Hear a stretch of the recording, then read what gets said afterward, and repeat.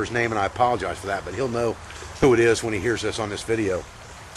He sent me an email and he said, I went out and bought the components to make the sling bow that you showed, and I took it and introduced it to it was either an 11-year-old or a 14-year-old nephew.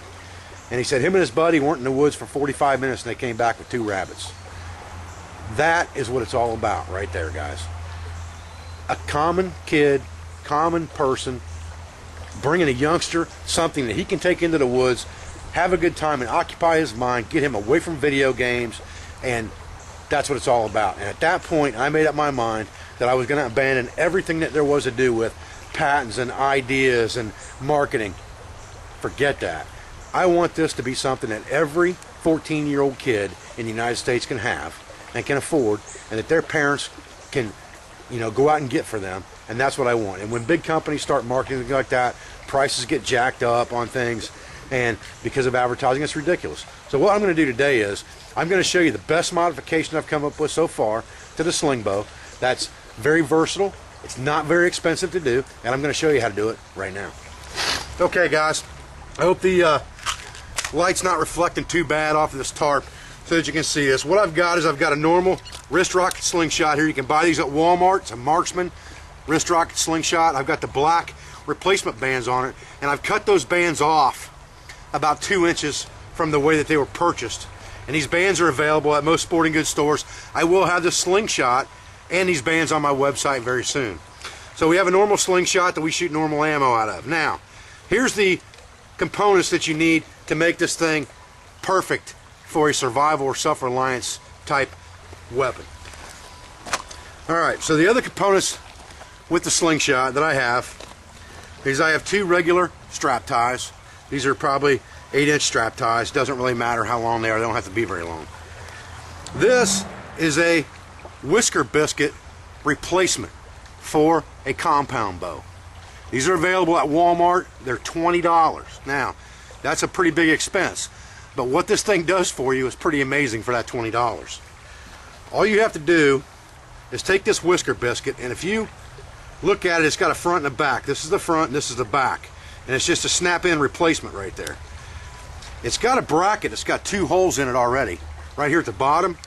And if you put that right in the V of that slingshot, it almost puts it dead center of that slingshot. And you've got a V right here in the front where the arrow slides into. So what I'm going to do is I'm just going to take these 2 strap ties and I'm going to put them through those holes and strap tie that thing straight to this slingshot.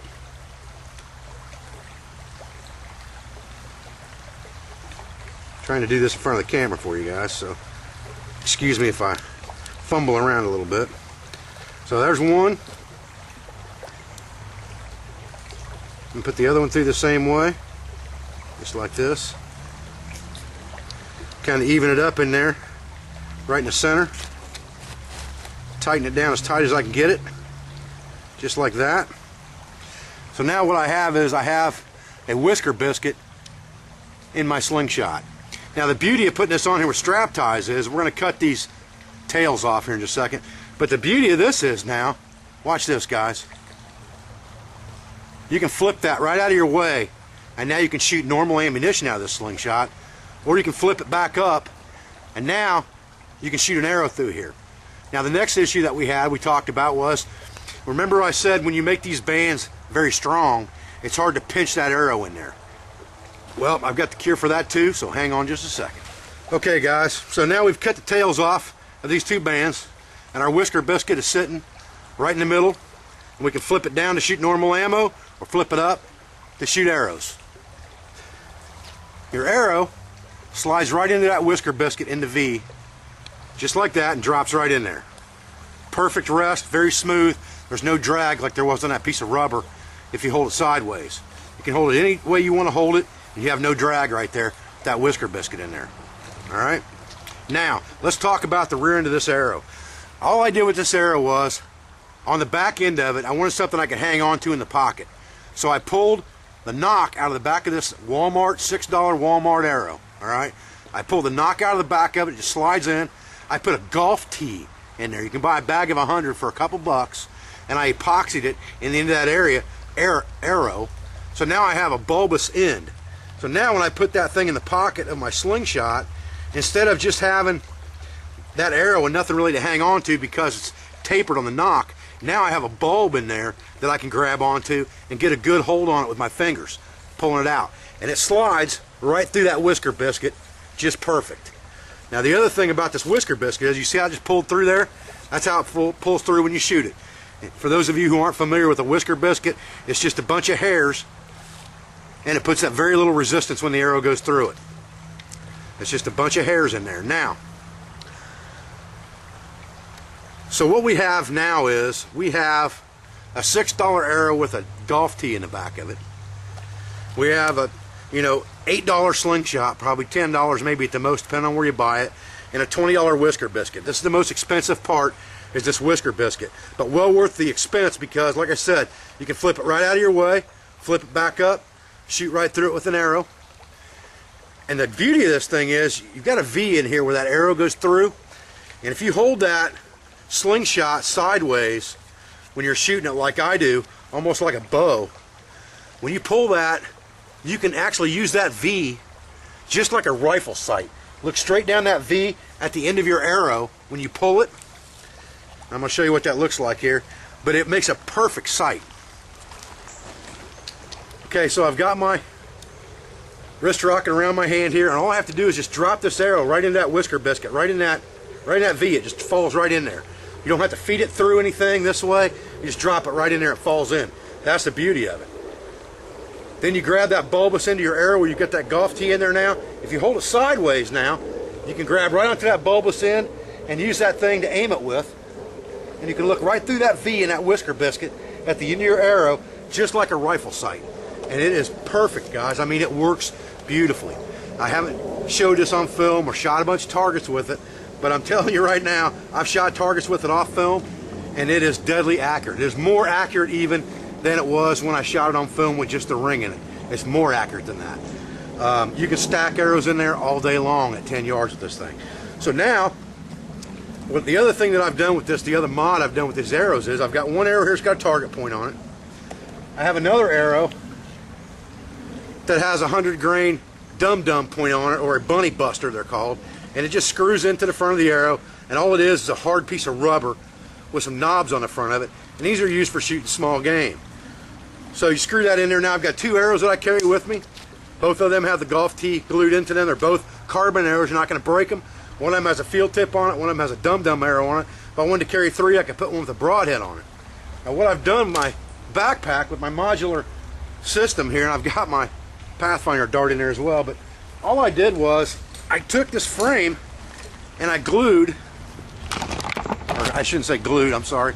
I took a piece of PVC right here. There's a piece of half or inch and a half PVC tubing right here, and I just wrapped it with black duct tape, and I strapped it right to that pack and put it on the inside in that pocket area right there. That's a very good thing in this pack. You have an area behind it where you can actually put stuff down inside there. I've got another pouch in there too we'll talk about in a few minutes. But so now I've got my arrow quiver strapped right to my frame. So I put my arrows in there. I've got my little Pathfinder dart if I want to play with that while I'm in the woods. Right on my backpack. Put my slingshot in my cargo pocket, fold it up nice and neat just like this, and I'm ready to rock and roll. What I usually do is I'll take, this is just like a mint container from a gas station that had breath mints or something in it at one time, and I've got it holds about 25 30 caliber ball bearing type ammunition balls that you buy for a slingshot, just like this. And we'll have these on our website pretty soon too, the ball bearings in 50 card packs. But at any rate, so that's the whole thing. You know, you got two arrows right there, you got your slingshots, you got some ball ammunition, you're ready to rock and roll for self-reliance, as far as I'm concerned. My next step, I'll tell you right now, because I'm not worried about this, I want everybody to be able to do this, and maybe somebody can give me some suggestions that will help out in this, but my next quest is to figure out a way to make these arrows socketed in the middle so that are almost like a shock cord on a tent pole. You can pull it apart and fold it in half so that you can make a small package with like 3 arrows and a box of ammo and your slingshot in a very small package you can put in the bottom of your backpack, and you would always have some type of game-getting device with you wherever you were at. Well, that's the next thing I'm going to be working on, just so you know. Okay guys, I hope you enjoyed these modifications to the sling bow that we talked about today. I encourage you to go out and make one of these. If you kill something with it, send me pictures. rabbits, squirrels, groundhogs, I don't care what it is. Send me pictures. I've got a couple new areas on my website. One set up for slingshot hunting and one is set up for blowgun hunting.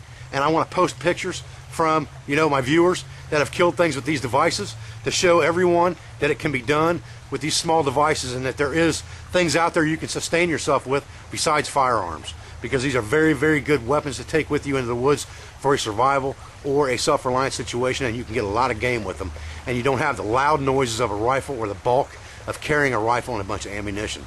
So with that said, my name is Dave Canterbury from Wilderness Outfitters Archery. I appreciate your support. I appreciate your views. Stay tuned for another segment.